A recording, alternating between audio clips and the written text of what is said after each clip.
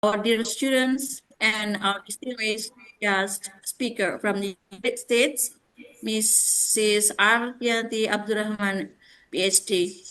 A very warm welcome to you all.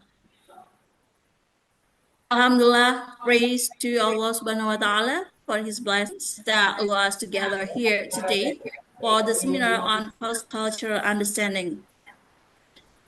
We hope this event inspires us to appreciate the beauty of cultural diversity and to see how understanding each other's culture brings closer together. To start our program, let us begin by reciting Basmalah together. Bismillahirrahmanirrahim. May today's seminar go smoothly and bring us great benefits. Now, let's hear the opening remarks from the principal of SMB Muhammadiyah Citibok. Please welcome Mr. Hassan MPD. Time is yours. Monggo Pak Hasan. Assalamualaikum warahmatullahi wabarakatuh. Waalaikumsalam warahmatullahi wabarakatuh. Alhamdulillahi wa kafa wassalatu wassalamu ala nabiyil mustafa wa ala alihi wa ashabihi wa man ittaba'al huda amma ba'du. Yang sama-sama kita hormati Mrs. Triyanti Abdul Rahman, PhD, selaku pembicara speaker pada kali ini. Bapak Ibu guru yang terlibat di bulan bahasa Oktober 2025, anak-anakku semua dari SMP Muhammadiyah se-Kabupaten Sleman, Yogyakarta yang Pak Hasan banggakan, Pak Hasan sayangi. Bersyukur kehadirat Allah, salawat kepada Rasulullah Sallallahu Alaihi Wasallam. Yang pertama, kami mengucapkan terima kasih kepada Ibu Tia, Miss Tia, yang telah sudi hadir pada kesempatan kali ini. Mungkin waktu Amerika malam atau dini hari kami belum mengetahui ini, Miss Tia. Tentu kami mengucapkan terima kasih atas panjenengan menyempatkan diri untuk hadir pada pagi ini waktu Indonesia untuk berbagi pengalaman berada di Amerika, yang itu harapan kami memicu juga spirit bagi anak-anak untuk bahasa agamanya fantasiru fil art, untuk bertebaran di muka bumi ini dimanapun berada, hingga kita akan tambah lagi bagaimana lebih bijaksana, lebih menghargai orang, tahu tentang kultur dan yang lain sebagainya. Perlu kami sampaikan, Miss Tia, bahwa pagi ini ya kami mengundang 5 perwakilan dari 24 sekolah ya se-Kabupaten Sleman, karena jumlah semua siswa-siswi SMP se-Kabupaten Sleman itu sekira 9.300-an siswa. Nah ini kami undang masing-masing 5. 5 kali 25, 125, ditambah anak-anak Mugadeta seluruh kelas ada 320-an siswa, maka kurang dari 450 peserta kita pada pagi ini untuk melakukan apa ya virtual vacation, sehingga dapat memberikan pengalaman yang berharga bagi anak-anak kami. Yang selanjutnya kami memohon maaf pada seluruh peserta, baik siswa-siswi Mugadeta maupun siswa-siswi di SMP-mu Kabupaten Sleman, barangkali pelayanan maupun kegiatan kami banyak kekurangan, kami memohon maaf ya seterusnya. Teruslah belajar karena anak-anak semua masih sangat jauh mau dipoles, mau dibentuk jadi apapun atau S3 di luar negeri seperti Mistia itu sangat terbuka lebar. Nanti biar Mistia nanti menyampaikan pengalaman empirisnya, bagaimana mungkin studi di luar negeri dan yang lain sebagainya lah. Sehingga juga ikut mendengarkan pengalaman dan wawasan dari Mistia pada pagi kali ini. Terima kasih pada seluruh panitia Bulan Bahasa. Ini Mistia merupakan kegiatan kami yang keempat ya. Ada resensi buku, ada pembuatan puisi, pembuatan pantun, ada pemilihan bintang perpustakaan. Besok insya Allah puncaknya hari Selasa 28 Oktober SMP Mugadeta akan acara puncak di apa ya di Fakultas Bahasa dan Seni UNY. Itu saja yang dapat kami sampaikan. Sekali lagi matur nuwun, terima kasih Mistia dan seluruh partisipan yang sudah hadir pada majelis ilmu yang sangat manfaat dan insya Allah barokah ini. Itu saja nun wal qalami wa mayasturun. Billahi fisabilil haq wastabiqul khairat. Wassalamualaikum warahmatullahi wabarakatuh. Waalaikumsalam warahmatullahi wabarakatuh. Warahmatullahi wabarakatuh. Thank you very much, Mr. Hasanuddin, for your kind and encouraging words. And ladies and gentlemen, we're now moving on to the main part of the event, the presentation by our guest speaker, an education practitioner from the United States, Mrs. Trianti Al-Rahman, PhD. She is an excellent education practitioner. She was graduated from the Ohio University, and now she is an ESL tutor and reading specialist at Capital Area Literacy Coalition, the Reading People Lansing, Michigan, USA.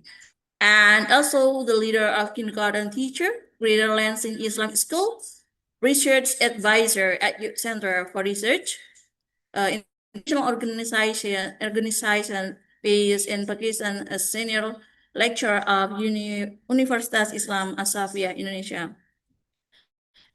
Today, she will share experiences and insight about cross-cultural understanding, including life and experiences in the U.S., the meaning and importance of cultural understanding, a glimpse of American culture, including its geography, people, lifestyle, skills, and core values like independence and openness. And finally, some messages and hopes for all students here at SMP Muhammadiyah and all SMP Muhammadiyah in Sleman. So, without further ado, please give a warm round of applause for Miss Tia. Time is yours, Miss Tia. Thank you very much, Bu Afi. That was a very great introduction. And by the way, your English is good, Masya Allah. Anyway, selamat pagi. Assalamualaikum warahmatullahi wabarakatuh. Waalaikumsalam. Warahmatullahi wabarakatuh. Yang terhormat tadi sudah sempat ngobrol sedikit juga Bapak Kepala Sekolah, Bapak Hasanuddin MPD. Yang terhormat Bapak Ibu Guru yang saya tidak bisa sebutkan satu persatu. Dan yang saya cintai dan salam kenal buat semuanya, buat siswa-siswi SMP Muhammadiyah. Dan saya pikir bukan hanya Muhammadiyah, apa semuanya Muhammadiyah ya Pak? Bu? Oh ya, oke ya. Baik, selamat pagi semuanya di sana ya. Di sini jam 9 malam ya, 8.51. Tapi alhamdulillah apa namanya saya sengaja pasang background apa namanya fall. Ini baru diambil tadi pagi karena di sini lagi musim fall. Jadi seperti inilah suasana. Saya nggak bisa keluar ya karena udah gelap. Kalau masih terang boleh saya bawa, namanya kan virtual vacation ya. Baik, Bapak Ibu dan adik-adik semuanya, saya izin share screen ya.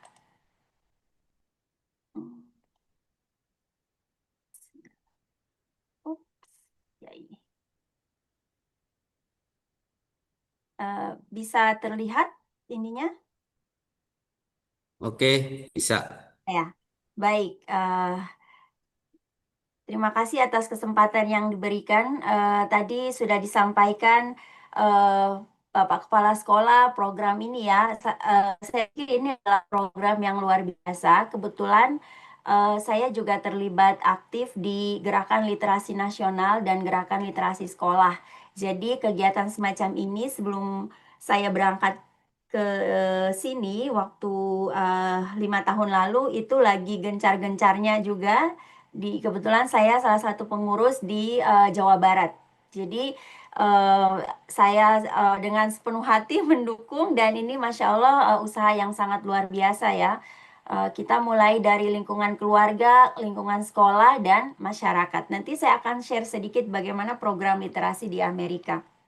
Kurang lebih akan Indonesia semoga bisa menuju ke sana ya.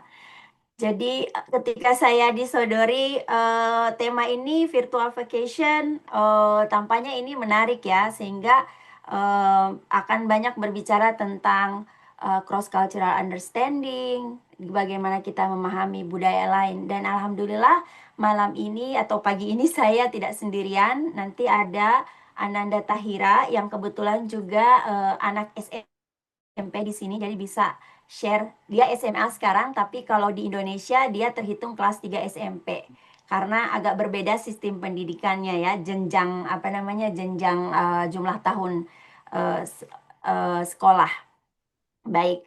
Kalau kita bicara virtual vacation berarti mengunjungi negara-negara lain ya, meskipun dalam suasana di dunia, bukan dunia maya tapi secara online. Tapi kurang lebih sama ya, apa namanya, pastinya kalau kita mengunjungi negara lain, di situ akan ada sesuatu yang sangat familiar yang kita sebut dengan cross cultural understanding. Nah, saya mulai dari cross cultural understanding ya. Kenapa itu penting? Tapi tadi saya skip aja ini ya karena tadi udah diperkenalkan. Tapi saya ingin apa namanya share sedikit bahwa sebelum saya ke Amerika, pada saat saya mahasiswa itu saya beberapa kali mengunjungi beberapa negara melalui program-program pemerintah yang gratis tanpa biaya. Jadi teman-teman bisa lihat di profil saya pernah mengikuti yang namanya Indonesia Malaysia Youth Exchange Program itu di Malaysia. Kemudian ada yang Global Citizen Camp British Council di Filipina, dan kita mengunjungi 5 negara lainnya yang ada di Southeast Asia. Kemudian pertama kali saya ke Amerika itu tahun 2007, yaitu saya dapat beasiswa dari pemerintah Amerika juga 1 tahun. Kemudian saya dapat S2 beasiswa dari pemerintah Amerika juga, USAID kalau teman-teman pernah dengar. Kemudian S3 saya dari Fulbright juga, beasiswa dari pemerintah Amerika. Dan terakhir setelah saya lulus S3, saya dapat post degree academic program selama 1 tahun. Tapi karena saya masih menemani suami saya di sini kuliah S3-nya, maka saya sebagai selain post degree academic training saya juga mengajar di sekolah Islam di sini. Tapi saya karena bidangnya early literasi, jadi saya jadi homeroom teacher kayak wali kelas TK gitu. Jadi ini pengalaman luar biasa buat saya ya, karena kalau dosen bicara teori, tapi kalau tidak pernah tidak pernah bergelut di jadi guru, itu Kalau di sini nonsense. Jadi Bapak Ibu, di sini rata-rata yang jadi dosen di pendidikan itu semuanya harus punya pengalaman mengajar dari TK, SD, SMP, SMA. Nah, itu saya belajar. Kalau di Indonesia beda sekali ya. Tiba-tiba jadi dosen gitu ya. Padahal tidak pernah mengajar di SD, SMP, atau SMA. Dan baik, saya langsung aja ya skip. Jadi bicara tentang, nah ini nanti Tahira akan perkenalkan dirinya nanti, tapi main poinnya bahwa Tahira dulu lahir di Ohio dan dia sekolah di sini sudah hampir 5 tahun. Nanti Tahira akan share sendiri ininya biodatanya. Baik, jadi adik-adik siswa dan Bapak Ibu guru, tentunya banyak yang sudah familiar ya dengan cross cultural understanding. Jadi kalau kita mau ke luar negeri itu, dulu saya waktu pertama kali mau ke luar negeri itu selalu dibekali di Indonesia yang namanya orientasi tentang pemahaman budaya gitu. Jadi kita ketika sampai di luar negeri kita tidak shock meskipun realitinya tetap aja shock gitu ya. Jadi kenapa cross cultural understanding ini penting? Karena ini adalah kemampuan untuk bagaimana kita sebagai individu bisa memahami, kemudian bisa menghormati dan menghargai perbedaan serta persamaan antar budaya. Jadi kalau misalnya kita ngeliatin perbedaan terus itu pasti beda semuanya beda ya. Tapi kalau sebagai human being itu untuk bisa beradaptasi dengan cepat, kita itu harus selalu bisa melihat apakah ada persamaan gitu kan ya.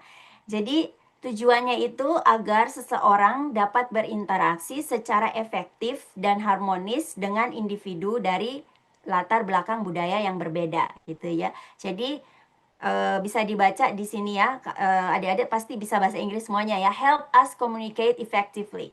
Kemudian gimana? Jadi kenapa harus ada itu? Karena kalau ada pemahaman di antara satu sama lain itu bisa membangun yang namanya empati, yang namanya respect, dan yang namanya global awareness. Nah, ciri-cirinya gimana nih? Kalau ciri-ciri cross cultural understanding itu seorang individu itu bisa menyadari akan nilai dan norma budaya sendiri dan budaya orang lain. Nah, ini yang perlu dipahami. Jadi sebelum kita mau memahami budaya orang lain, itu kita harus pahami dulu budaya kita. Gitu ya. Jangan tiba-tiba pahami budaya orang lain, tapi kita nggak tahu kita orang Indonesia itu kayak apa sih gitu ya. Kita harus tahu nilai-nilai orang Indonesia itu seperti apa, sehingga kita bisa memahami orang dari budaya lain. Kemudian dengan kemampuan cross cultural understanding ini kita bisa menghindari yang namanya stereotype. Stereotype itu kita selalu mengovergeneralisasi semuanya. Misalnya ya, oh kalau apa namanya orang Amerika itu misalnya satu orang melakukan sesuatu hal itu dianggap semuanya seperti itu. Tidak semua ya. Misalnya yang paling apa namanya yang paling menonjol banget saat ini ya, dan mungkin juga sudah sangat familiar bahwa isu tentang apa LGBT di Amerika. Nah, tetapi tidak semuanya seperti itu gitu. Jadi kita menghindari stereotip yang kayak gitu ya. Nah, kemudian ada teori baru nih, ada ilmu baru nih selain cross cultural understanding. Kira-kira itu apa? Nah, kalau teman-teman nanti mungkin di level universitas, tapi ini banyak sudah banyak apa namanya? Digaungkan di semua level ya. Ada yang namanya intercultural communication atau intercultural competence. Dia udah lebih baru lagi teorinya ya. Apa itu intercultural communication atau competence? Jadi intercultural communication itu proses pertukaran pesan antara individu yang dari budaya yang berbeda, dan ini melibatkan pemahaman terhadap perbedaan dalam bahasa, nilai, norma, dan gaya komunikasi. Kalau tadi cuman sekedar kita memahami, nah ini kalau intercultural communication itu skill yang benar-benar melekat di kita, yang membantu kita bagaimana kita bisa berkomunikasi secara efektif. Jadi tujuan intinya itu adalah agar komunikasi tidak menimbulkan kesalahpahaman dan dapat menciptakan kerjasama yang produktif lintas budaya. Jadi ini setingkat lebih tinggi lagi ya. Nanti ini ada pengertian dari berbagai ahli, tapi intinya komunikasi antar budaya itu mencakup bagaimana ketidakpastian atau kecemasan yang dialami oleh seseorang ketika dia berada di satu budaya itu bisa diatur dengan cara dia berinteraksi dengan orang lain dengan cara-cara yang efektif gitu ya. Sehingga nanti dalam teorinya ada yang high context, low context gitu ya. Nah, komponen utamanya dari intercultural competence ini adalah sikap terbuka terhadap perbedaan. Jadi, kalau kita mau memiliki kemampuan itu, kita harus terbuka dulu pikirannya. Jadi, mau menerima keadaan gitu ya. Kemudian kita harus punya pengetahuan tentang budaya lain dan dinamika antar budaya. Nah, sekarang itu lebih keren karena tinggal Google gitu. Zaman saya dulu 2007 pertama kali ke Amerika, 2005 pertama kali ke Malaysia, itu tidak ada internet. Saya orang kampung kan, saya dari Gorontalo, jauh di timur. Jadi saya dulu baca pengumuman itu lewat surat kabar yang ditempel di lemari. Biasanya kan orang mau ngalas lemarinya itu ditempel-tempelin koran kan. Nah, itu teman saya. Terus dia lihat, oh ini belum tutup, kasihlah ke saya. Nah, itu perbedaan zaman sekarang sama zaman dulu ya. Jadi adik-adik sekarang tuh harus bersyukur. Kalau mau cari informasi tentang budaya lain, itu udah tinggal the power of your finger, you know. You can search online, kamu bisa Google it. Kalau dulu kita harus susah payah ya. Alright, jadi tadi ya, kemudian ada yang namanya keterampilan komunikasi yang efektif. Nah ini kenapa bahasa Inggris itu penting. Kenapa bahasa Arab itu penting kalau mau ke Arab atau ke Middle East country. Kenapa bahasa Mandarin itu penting kalau mau ke Cina. Gitu ya, jadi semakin kita fasih dalam berbahasa, itu akan sangat memudahkan kita dalam beradaptasi. Gitu. Sekarang lebih gampang. Kalau punya handphone, orang-orang biasanya aplikasi-aplikasi pembelajaran bahasa itu udah canggih ya. Pengalaman saya waktu ke Cina 2015, saya nggak bisa bahasa Mandarin, saya stres banget. Tapi ada satu aplikasi namanya Pleco, itu biar bisa di scan di mana di setiap tulisan kayak di subway itu scan keluar artinya bahasa Indonesia gitu. Nah itu kita bersyukur technological advances saat ini tuh sangat memudahkan kita dalam mengakses informasi, belajar bahasa, dan melakukan hal-hal lain ya untuk pembelajaran. Nah, sekarang Amerika, kita mau explore dulu United States of America. Jadi saya di Amerika kalau dihitung-hitung ya tahun ini ada tahun ke-8 ya. Ya alhamdulillah selama 8 tahun itu saya juga belajar banyak dan karena semakin jauh dari, kalau di Indonesia kan mayoritas muslim ya. Kalau di sini kita minoritas.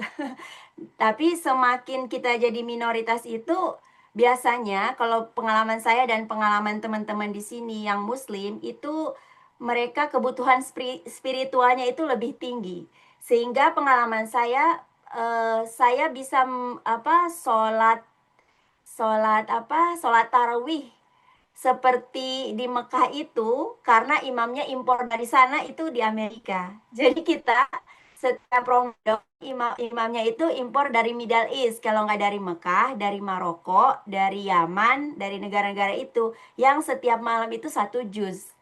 Nah, itu yang saya jarang dapatkan di Indonesia gitu ya. Mungkin kalau di Jakarta banyak ya atau di tempat-tempat tertentu. Tapi kalau di Amerika rata-rata masjid itu imamnya itu adalah kalau bukan dia graduate student yang hafiz Quran, mereka imigran dari mana, dari Middle East atau negara-negara Muslim, dan atau yang diimpor. Jadi mereka tuh misalnya 20 hari pertama Ramadan ada gitu ya, mereka diundang gitu. Nah, baik, kita bicara soal Amerika ya. Jadi Amerika ini letak geografisnya ya, itu sangat besar ya, dan dia lebih banyak land dibanding Indonesia, kan lebih banyak laut ya, pulau-pulau. Kalau di sini lebih banyak dataran, sehingga dari satu state ke state yang lain itu kita bisa biasanya driving, jadi pakai jalur darat.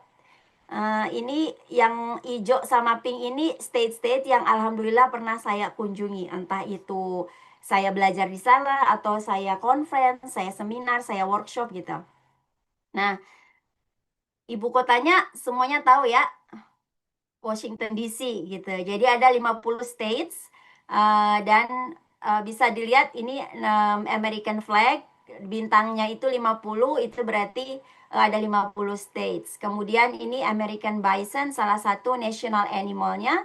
Ini ada Liberty Bell, ada Statue of Liberty. Kalau teman-teman pengen ke Amerika, biasanya orang luar pengennya ngeliatin Statue of Liberty ini, dia ada di Pulau Ellis, dan padahal dia cuma patung aja.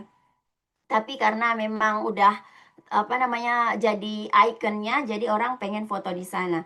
Kemudian ada White House. Jadi White House ini yang ini. Biasanya kalau di kita Google ada yang bilang White House itu kayak bentuk masjid itu loh. Itu sebenarnya Capitol Hill. Yang White House itu yang ini. Nah, ini pohon oak itu banyak di Amerika ya. Jadi ini tanaman yang sangat common di sini. Kemudian namanya rose ini dia menjadi national flower. Kemudian simbol lainnya Amerika itu adalah bald eagle, dan ini bisa dilihat dari sini, ini Washington Monument, adanya di Washington DC berseberangan dengan White House. Nah, ini simbol dari Amerika. Kemudian bagaimana orangnya? Nah, oh ya, by the way, negara bagian terbesar Amerika itu di Alaska ya. Dan yang paling padat itu adalah California. Alaska itu ini. Hampir hampir di sini ada orang yang bepergian juga di sini ya. Itu sangat dingin. Nah, kemudian luas wilayahnya itu mencakup gunung. Gunung yang paling terkenal adalah Rocky Mountains. Kemudian dia punya banyak padang rumput, gurun, dan juga pantai. Nah, pantai di Amerika itu bukan hanya pantai di di laut ya, karena lautnya cuma ada di pinggir-pinggir. Kayak saya tinggal di Michigan ini. Michigan itu dari bahasa suku Indian kalau orang asli Amerika, native. Nah, itu artinya adalah danau besar. Jadi Michigan ini dia penuh dengan danau. Sebentar-sebentar danau, dan danaunya itu kayak laut. Jadi memang orang yang rumahnya di pinggir danau itu pasti punya perahu, kayak kita di Indonesia kan. Ada perahu Katintin, bedanya teknologinya beda ya. Kemudian utara dan timur, nah ini yang bagian sini, ini Midwest namanya. Kalau teman-teman pernah tinggal di mana? Tinggal di Midwest, itu berarti di negara yang 4 musim. Yang kelihatan kalau fall, foliage itu daun-daun berguguran nyata ya, kayak di belakang saya nih, warna kuning, orange, coklat gitu. Terus kalau yang salju dingin bisa sampai minus 24 degree gitu. Terus kalau panas, dan springnya juga cantik.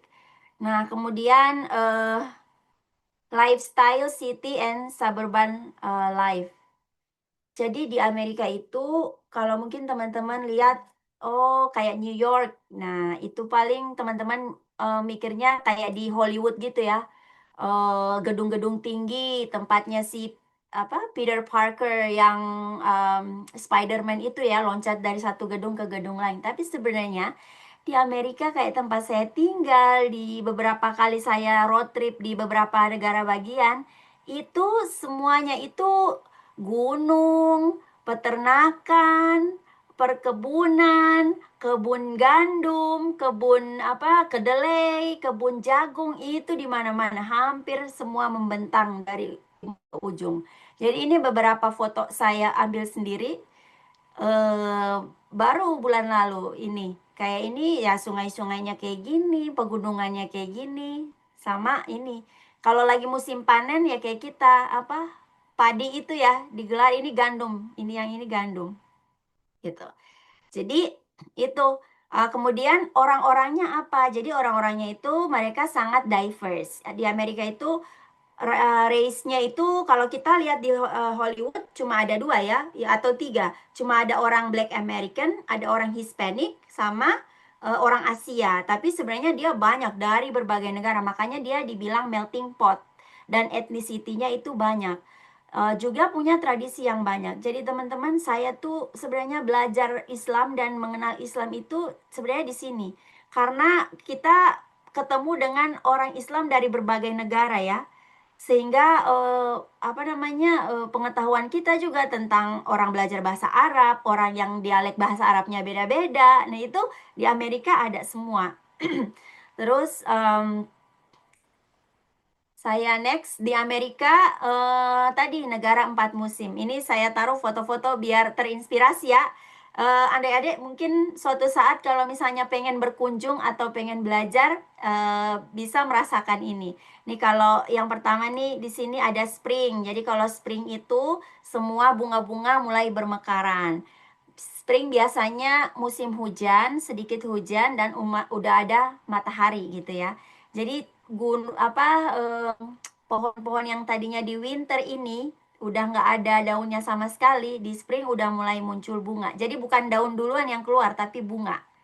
Setelah pohon itu gersang, bukan gersang kering dan tidak ada daun-daunnya sudah tidak ada lagi. Nah kemudian peralihan spring ke summer itu ada yang namanya tulip. Jadi bunga-bunga tulip sehingga di sini kalau di Michigan ada yang nama tempatnya itu Holland. Jadi ada orang Belanda semuanya mereka menanam sekitar 17.000 jenis tulip. Sehingga akan ada selalu yang namanya tulip festival. Kemudian kalau summer ya hijau gini, kering gitu ya.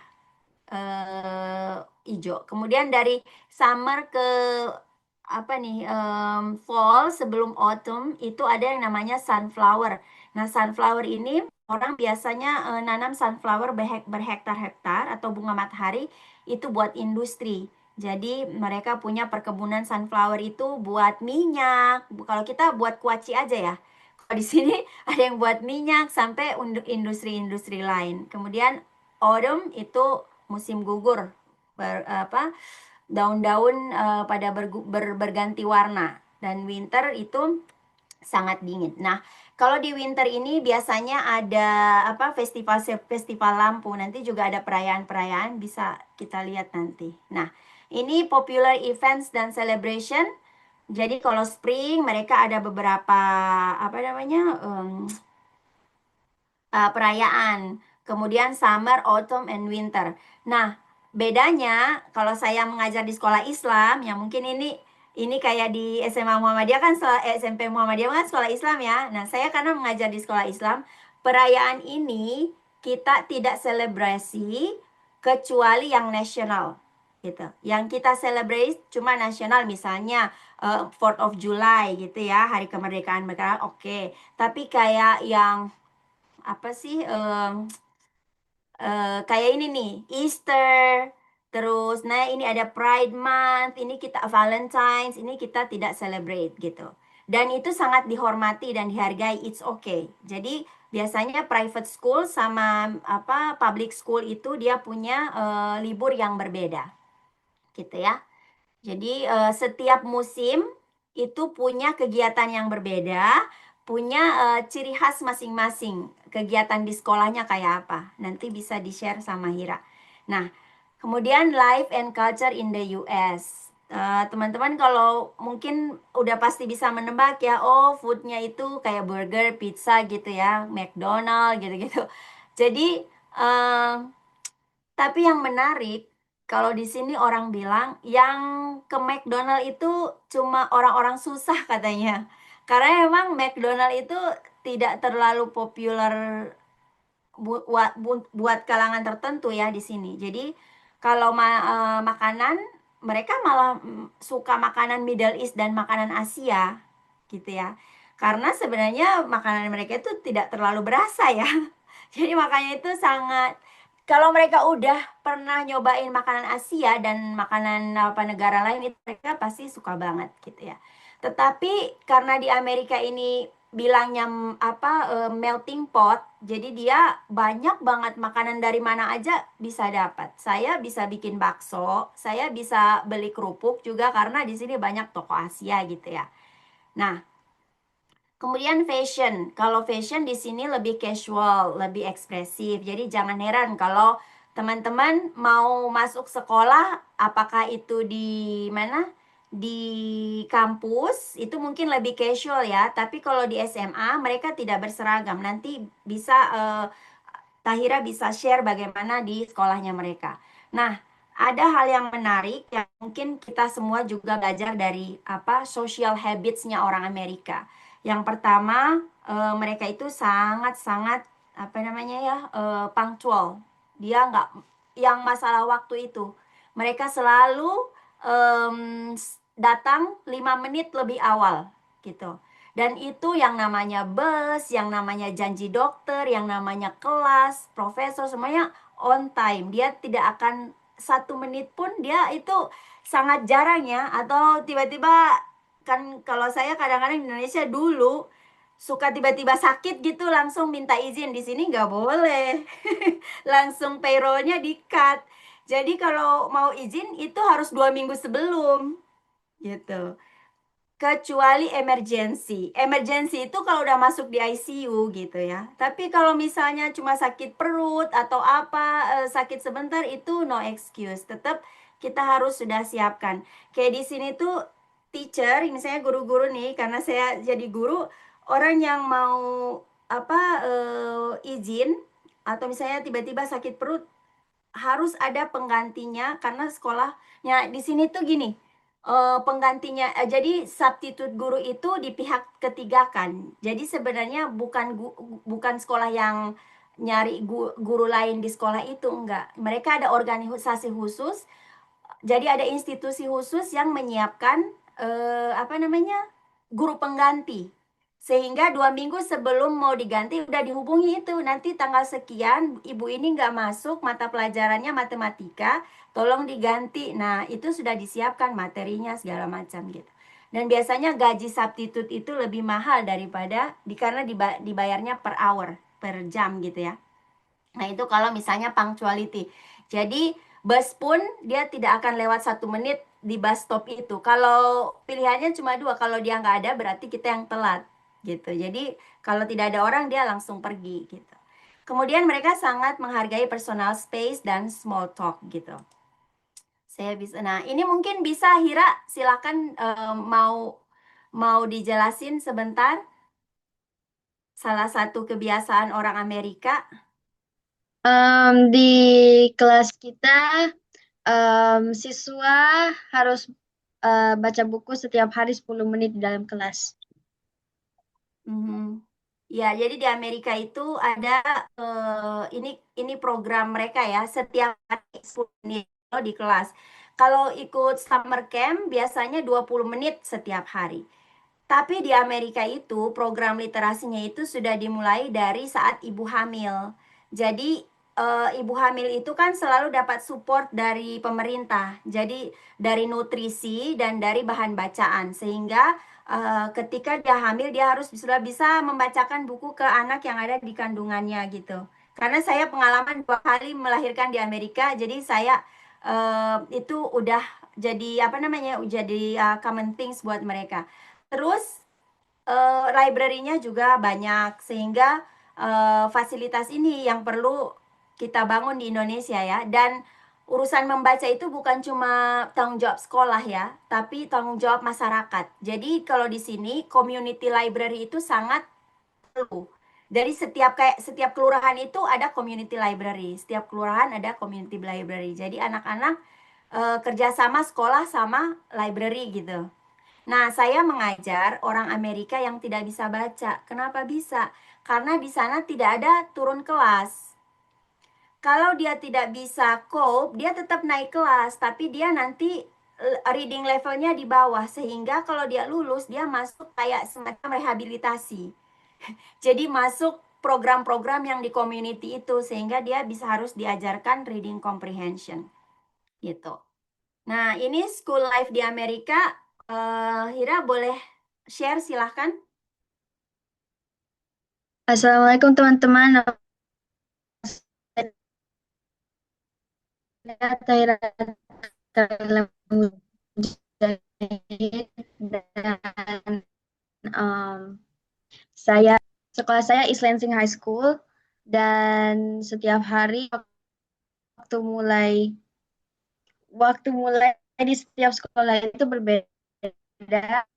Kelas pertama mulai jam 7.40 siaran, IPA, matematika, literatur, dan sejarah. Dan kita juga punya 2 dan Spanyol level 2. Itu ada. Oke. Setelah itu, di dalam kelas, komunikasi merupakan salah satu komponen terpenting untuk penilaian dan juga pembelajaran. Jadi,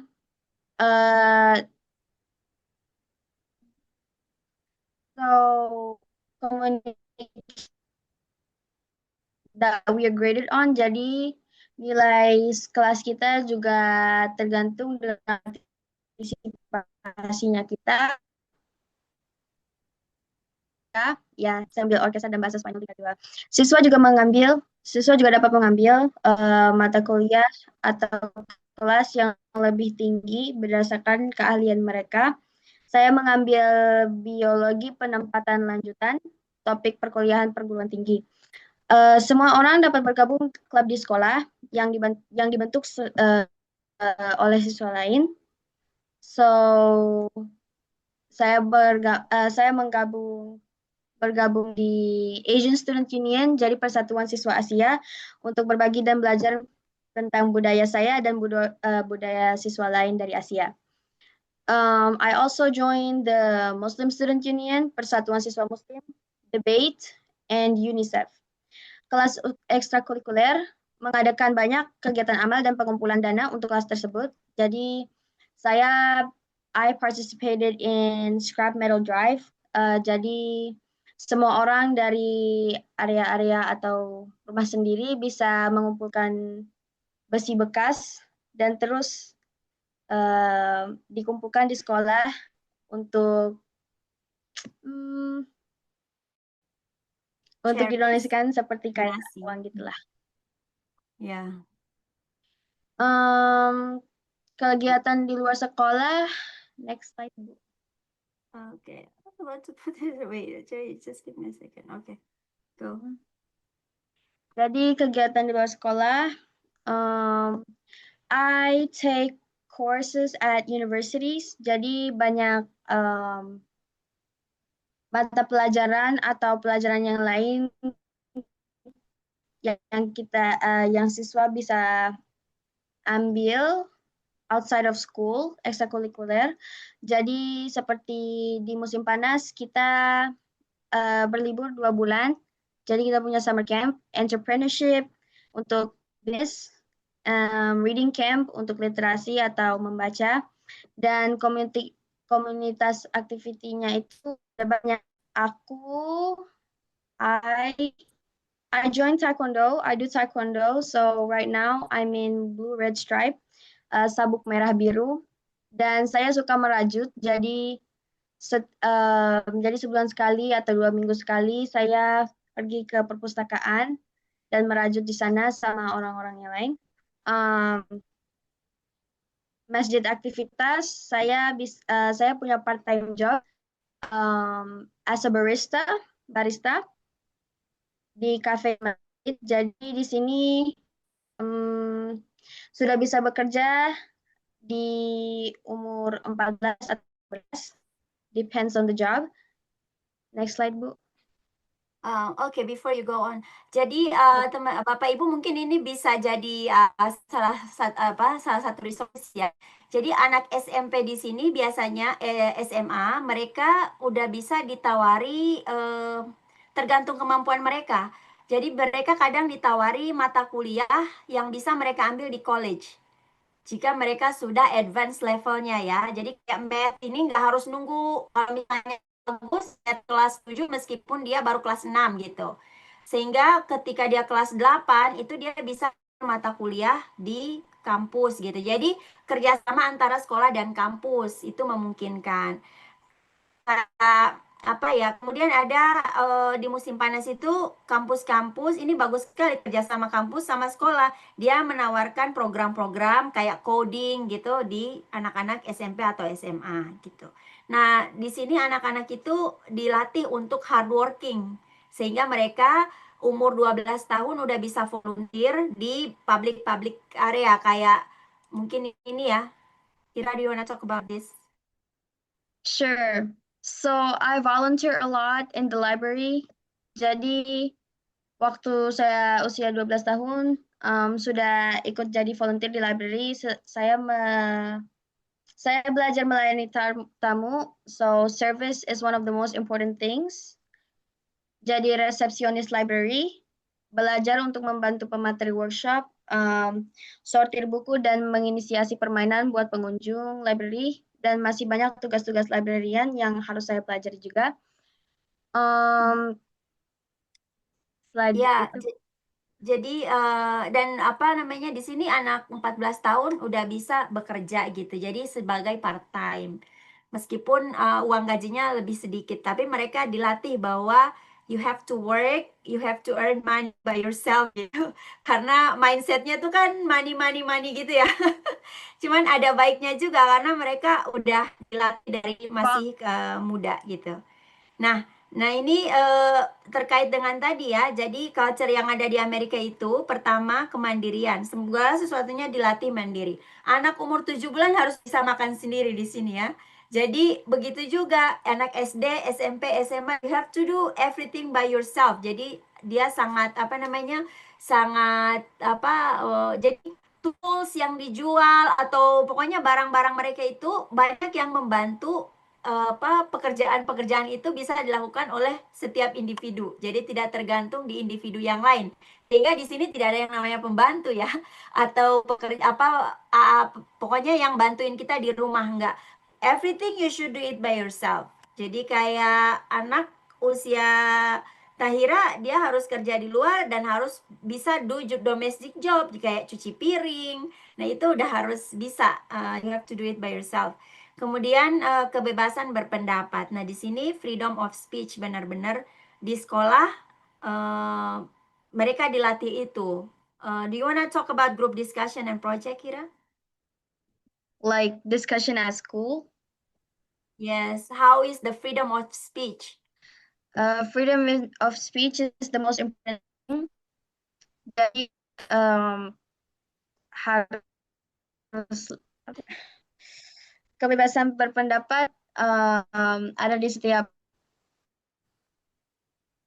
aspek. Jadi setiap diskusi itu mereka boleh bilang apa aja selama itu sopan ya. And then ada yang namanya kesetaraan. Jadi orang di sini kan sikapnya ya don't care terlalu banyak tentang urusan orang dan mereka merasa setiap orang bisa melakukan hal yang sama. And they are full of innovation karena di sini yang dipentingkan adalah critical thinking sama creative thinking. Nah, itu dilatih sejak SD. Nah, ini bagaimana representasi kita sebagai orang Indonesia di Amerika Serikat. Ini ada beberapa kegiatan yang kita lakukan and we are a part of that.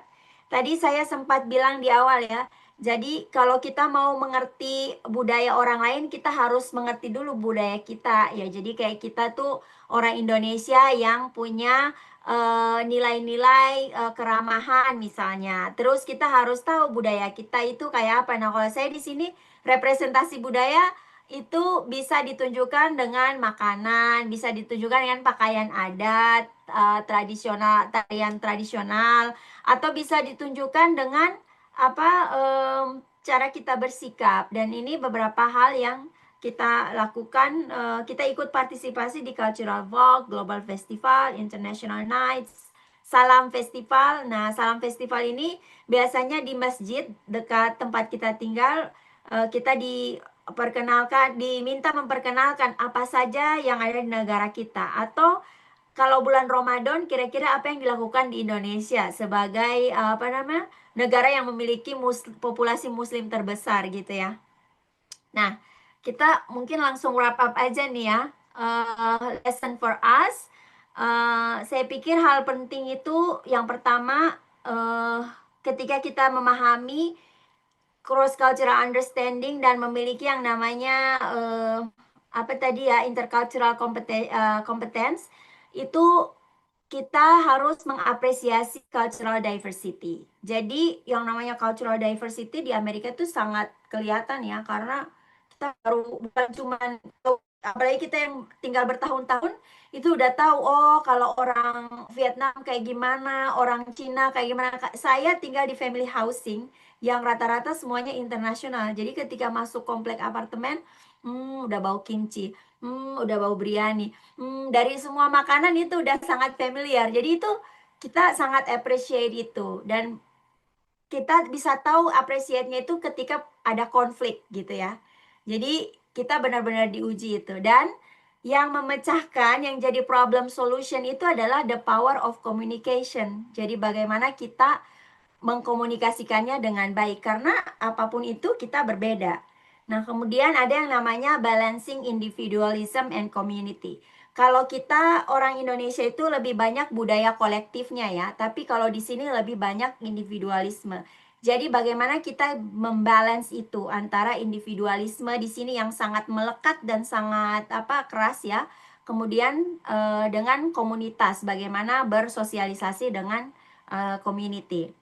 Kemudian hal-hal yang paling kita pelajari, yang maksudnya secara personal, saya sangat mengapresiasi dan belajar banyak dari sistem pendidikan mereka dan bagaimana cara mereka menggali atau mendorong critical thinking dan creative thinking para siswa. Saya beberapa kali jadi siswa dan mahasiswa di sini ya, dan itu luar biasa ya dari cara gurunya, sehingga kalau sekolah di sini itu anak tidak sekolah. Mereka sangat rindu sama gurunya.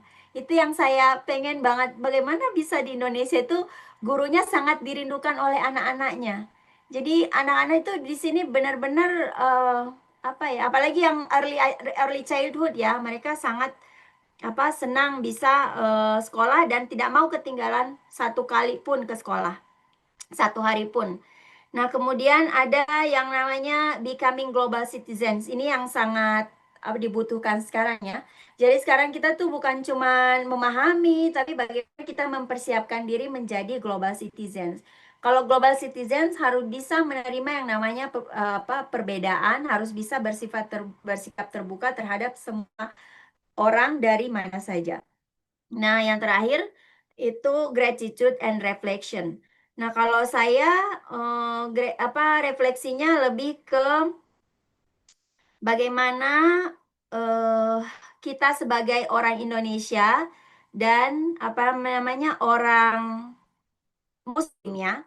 Jadi ada banyak nilai-nilai di Amerika itu yang inti budayanya yang bisa kita pelajari, misalnya kebebasan dan hak individu, kesetaraan dan keadilan, kerja kerasnya, punctuality-nya, inovasi dan kemajuannya, keamanan dan inklusi.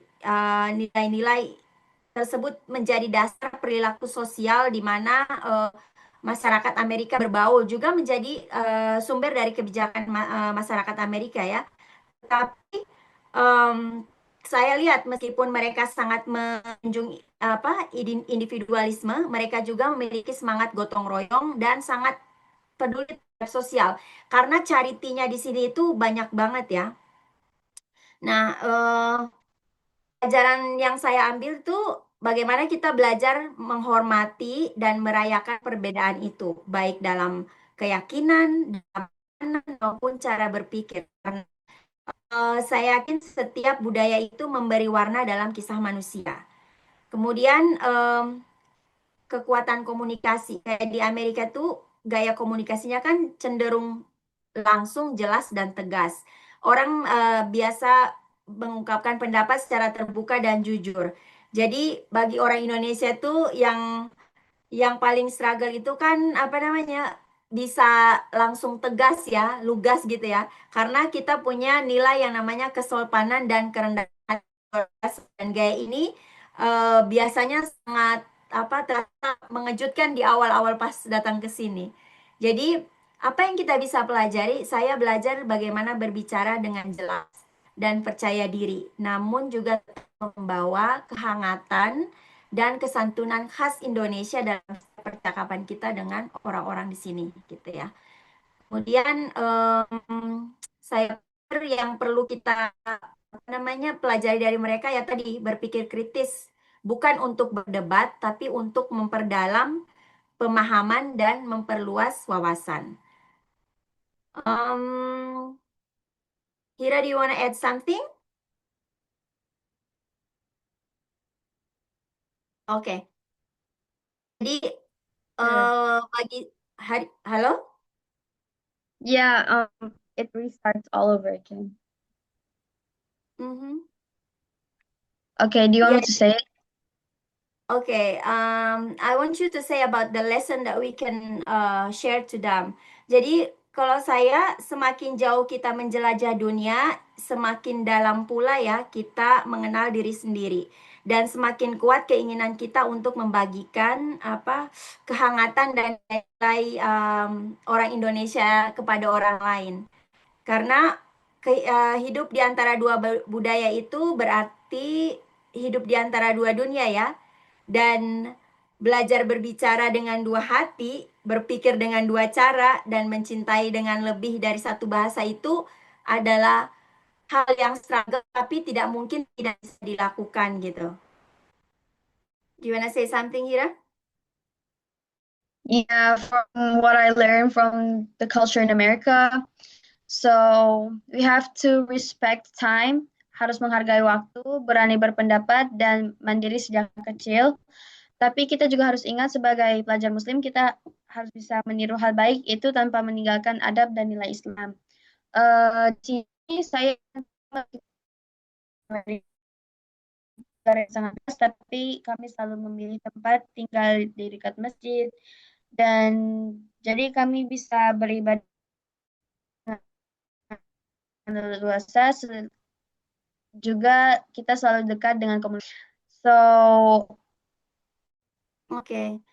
Jadi also have a lot of activities. Saya banyak berkegiatan sosial di masjid, di awesome to do. So yeah, percaya diri, jadilah generasi yang percaya diri, bukan tapi tetap berakhlak baik dan rendah hati sesuai nilai. Alright, thank you Hira. Ya, kamu cut off tadi. Jadi pesan saya mungkin teman-teman siswa-siswi di sini bisa bisa memahami ya bahwa mari kita belajar dari budaya lain untuk memperkaya diri kita, bukan untuk meniru ya, intinya itu, tapi untuk mengambil kebaikan yang ada di dalamnya. Jadi sebagai penutup, saya pengen menyampaikan bahwa ambillah hikmah dari manapun datangnya, dan karena ilmu itu kan milik Allah ya, dan semoga Allah memudahkan langkah kita, terutama langkah adik-adik dalam menuntut ilmu dan mengenal dunia. Jadi hidup di luar negeri itu sering membuat kita merindukan hal-hal sederhana dari rumah. Jadi ada kebersamaan keluarga, semangat gotong royong, dan makanan Indonesia yang hangat. Tapi di sini juga saya belajar bagaimana mengenal komunitas lain dan semakin kuat keinginan untuk tadi membagikan, oh ini loh kita orang Indonesia, orang Muslim itu seperti ini. Gitu ya. Terima kasih. Semoga nggak over waktunya ya, mohon maaf. Billahi taufiq wal hidayah. Assalamualaikum warahmatullahi wabarakatuh. Silakan kalau ada pertanyaan. Mohon maaf Ibu, izin bertanya boleh? Boleh, silakan. Sebelumnya perkenalkan, nama saya Gendis Jati Ningrum. Saya murid SMP Muhammadiyah 1 Prambanan. Karena tadi Ibu di awal menjelaskan kalau misalnya ada different culture ya di Amerika. Saya mau nanya nih, mungkin Ibu pernah dengar kalau tingkat kriminalitas dan penembakan di Amerika itu sangat tinggi ya. Ada nggak sih Bu kayak kekhawatiran saat move in into Amerika kalau misalnya tiba-tiba ada situasi seperti itu? Terima Ya, kasih. terima kasih. Bagus sekali pertanyaannya ya. Ya, emang tingkat kriminalitas di Amerika itu sebenarnya hampir kurang lebih sama ya. Cuman bedanya kalau di sini itu kan ya expose gitu ya. Dan apalagi yang namanya gun violence karena hanya ada 2 states yang tidak boleh ada apa yang warga negaranya itu tidak boleh memiliki gun, tapi semua states itu bisa, apalagi di zaman Republikan yang memimpin itu karena kebijakan mereka itu punya bisa setiap orang bisa gun gitu. Dan ini sebenarnya menjadi kekhawatiran di sekolah-sekolah, di public school, sehingga tingkat security mereka itu selalu ditingkatkan.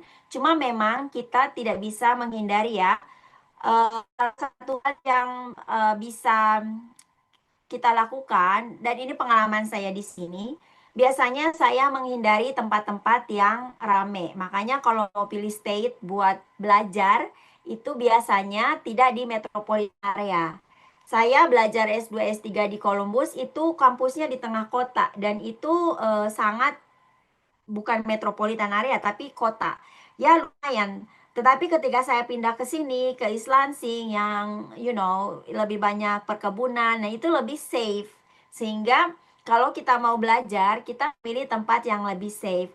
Kemudian tadi salah satu alternatif tempat yang bagus untuk kita tinggali adalah di dekat komunitas muslim, di dekat masjid. Biasanya di tempat seperti ini namanya violence-nya itu sangat sedikit bahkan tidak ada gitu. Kecuali memang kalau namanya kita cari gara-gara ya. Saya udah dipesanin sama advisor saya, kalau mau sekolah di sini berarti satu jangan keluar terlalu malam gitu ya. Gaya hidupnya jangan seperti orang-orang lain gitu kan. Kan kita mau belajar. Jadi atau kalau mau pindah ya harus nyari tempat yang aman. Tapi memang itu tidak bisa dipungkiri dan itu memang ada. Cuman pengalaman kita dan student lain dan masyarakat yang lain yang udah jadi diaspora di sini, itu kita semua bisa hindari dengan catatan tidak, misalnya tadi tidak keluyuran malam dan tidak melakukan, tidak pergi ke satu tempat yang kita tidak tahu area itu seperti apa gitu. Semoga bisa menjawab ya. Tapi alhamdulillah so far so good ya. Alhamdulillah saya bersama keluarga dan teman-teman student di sini juga diaspora di Indonesia, we are all doing good dan ya itu semua bisa dihindari. Ada pertanyaan lain? Miss, Miss Tia, aku juga punya beberapa pertanyaan. My name is Rona, I'm from SMP Mugadeta. I have a few questions to ask. Pertama, apa alasan yang membuat Miss Tia ke USA?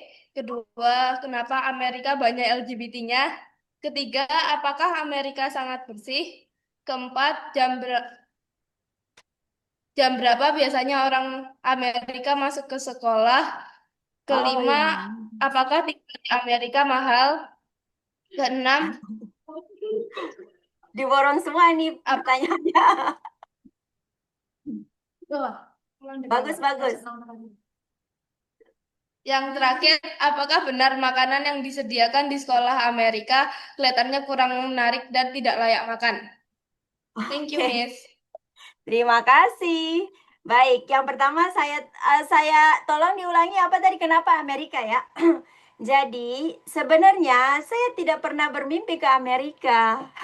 Saya nih dulu belajar bahasa Jepang dan pernah jadi pengajar bahasa Jepang. Saya pengen banget ke Jepang, tapi nggak tahu takdir Allah selalu ngasih saya kesempatan ke Amerika.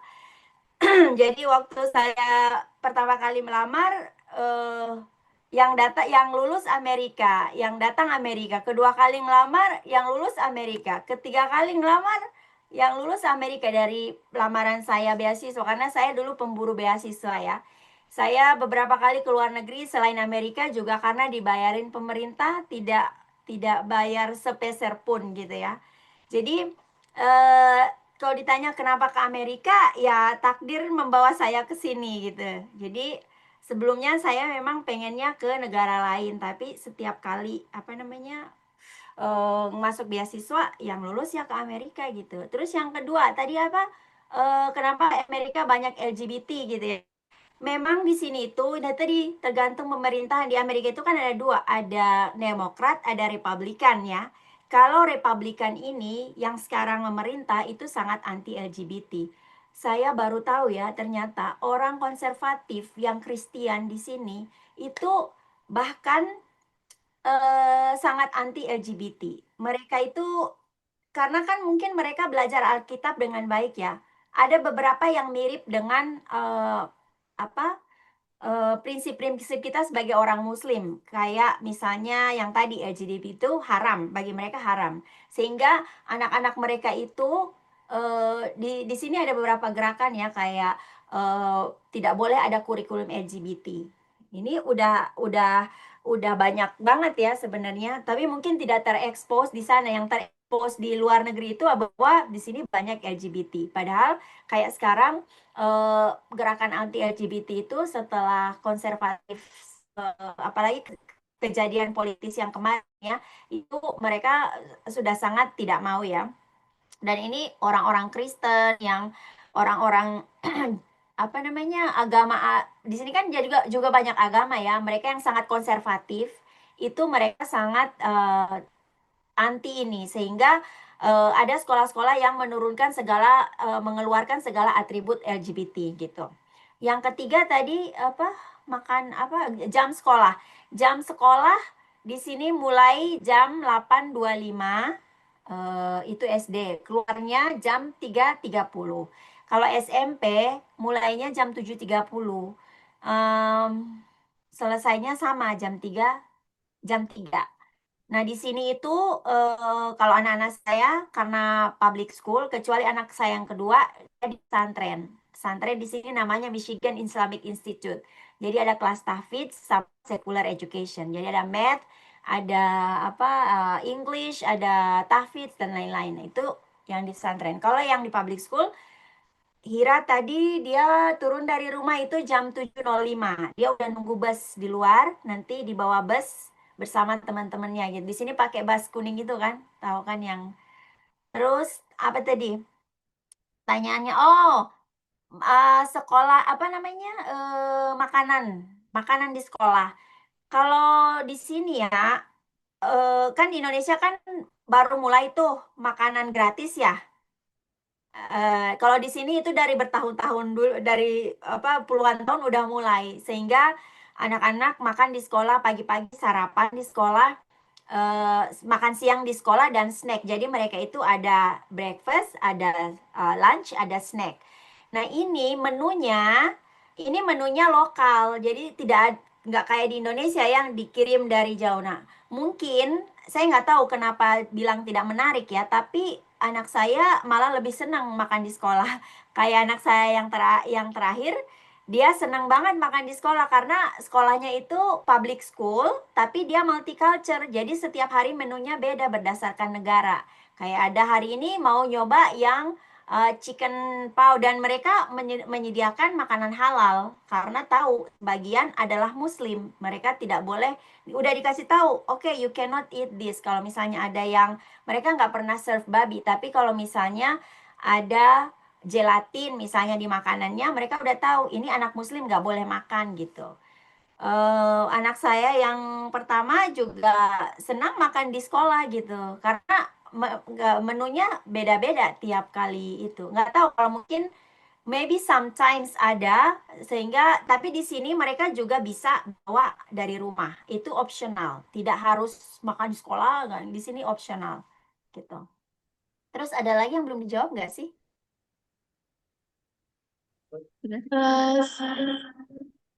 Mohon maaf, Miss Tia dan participants. Mungkin satu pertanyaan lagi mengingat waktunya, Miss Tia. Ya, iya, maaf ya. Ya, satu pertanyaan dari Ibu Guru mungkin kalau ada. Silakan. Saya ingin bertanya. Dari Ibu Guru. Mohon maaf, satu pertanyaan dari mungkin kalau ada Bapak atau Ibu Guru yang mau bertanya. Oke. Mohon izin bertanya. Ya, baik. Mohon izin bertanya kepada ya, Iya, silakan. berkaitan dengan tadi yang telah disampaikan. Sangat inspiratif sekali ya pengalaman yang disampaikan oleh saya dan juga Kak Ika. Tadi terkait dengan itu disampaikan bahwa anak usia 11 tahun di Amerika itu telah diizinkan untuk bekerja secara part-time. Yang ingin saya tanyakan adalah pekerjaan apa yang diizinkan untuk dilakukan oleh anak usia 14 tahun. Ya, Kemudian selanjutnya sebagai guru, tips and trick seperti apa untuk mengajarkan anak sejak usia dini agar bisa berkomunikasi secara lugas dan asertif dengan tetap mengedepankan aspek kesopanan. Sepertinya itu yang kami tanyakan pada Mas Ria. Terima kasih atas waktunya. ya. Baik, tadi pertanyaannya yang pertama apa ya? Kok ya lupa ya. Bagaimana pekerjaan? Oke. Pekerjaan umur 14 tahun seperti apa? Jadi teman-teman, sekolah ini mungkin bisa diinisiasi oleh SMP Muhammadiyah ya. Kalau di sini sekolah itu udah apa namanya? Udah ngasih pengumuman. Hello parents atau hello students. Nanti pada tanggal sekian sampai tanggal sekian di musim libur ada restoran yang mau buka training gitu. Jadi dia udah ada ininya, ada toko, ada restoran, ada tempat publik misalnya kayak tadi library.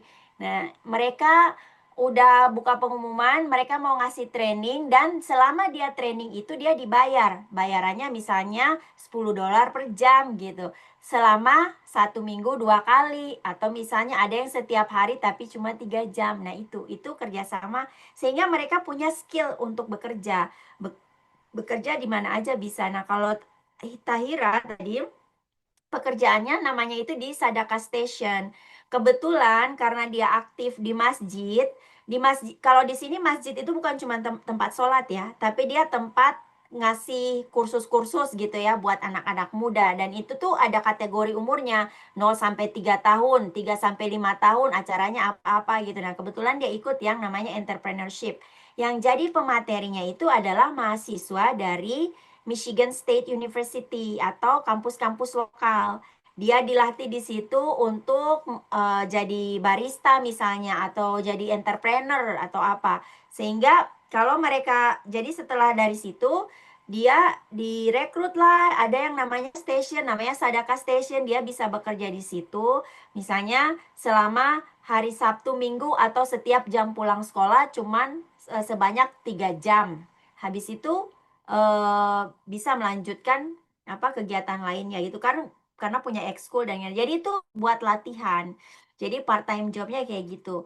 Kayak di library ada, di kafetaria kampus ada, kadang-kadang mewakili Islamic Center apa ada gitu dibayar kan. Pokoknya usia 14 tahun itu udah eligible buat kerjaan. Dia tidak require kayak kartu kerja seperti orang dewasa enggak.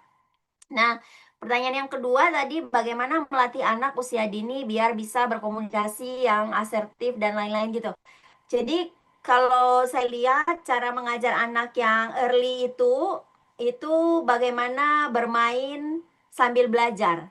Yang dikedepankan itu lebih ke behaviornya yang diadres. Kalau di Indonesia kan kita ada kurikulum nih, harus dikejar gitu ya. Meskipun udah ganti kurikulum, tetap aja harus ngejar sesuatu. Kalau di sini ada masalah, itu diadres sampai masalah selesai, baru kita lanjutkan dengan pelajaran. Itu bedanya sih kalau saya lihat di sekolah-sekolah di sini. Sehingga anak selalu merasa dihargai, anak selalu merasa didengarkan, anak selalu, dan mungkin itu beda budaya kita sama mereka ya. Mereka sangat terbuka, tidak suka bilang jangan disimpan gitu. Jadi tegas, langsung dan terbuka gitu. Terima kasih, semoga bisa menjawab ya. Baik, dicukupkan untuk sesi tanya jawab, nggih. Oke. Thank you to all the participants for your great questions and to our speaker for the answers. Okay, ladies and gentlemen, we've reached the end of the seminar. Let's take the lesson we've learned and remember that understanding our cultures has become more open-minded, respectful, and united as global citizens. On behalf of the committee, thank you to our speaker, the principal, officers, and all students for joining and making this event meaningful. Let's close this seminar by reciting together. Alhamdulillahirrahmanirrahim. Okay, thank you so much everyone. Wassalamualaikum warahmatullahi wabarakatuh. Waalaikumsalam warahmatullahi Warahmatullahi wabarakatuh. Waalaikumsalam warahmatullahi wabarakatuh. Terima kasih. Terima kasih Miss Tia.